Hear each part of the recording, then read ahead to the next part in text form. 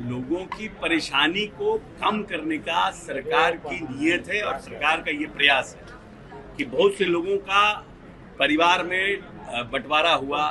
दादाजी के समय बंटवारा हुआ, कुछ भाई ने जमीन बेच दिया, कुछ लोगों ने जमीन अपने पास होल्ड किया है। मैं समझता हूं कि अगर ये प्रॉपर सर्वे अगर हो जाएगा तो बहुत से जमीन के लिए जो विवाद है,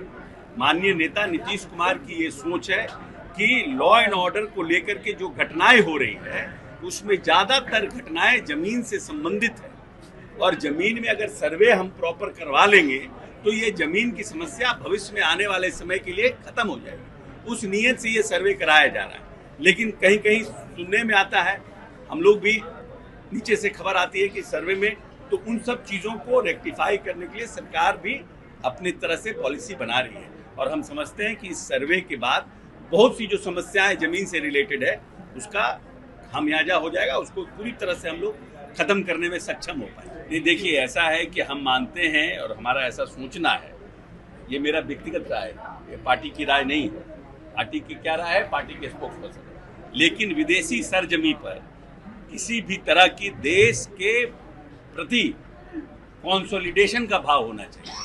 देश के प्रति समग्रता का भाव होना चाहिए, देश के प्रति उन्नति का भाव होना चाहिए। अगर अटल बिहारी वाजपेयी जी का जब विपक्ष में थे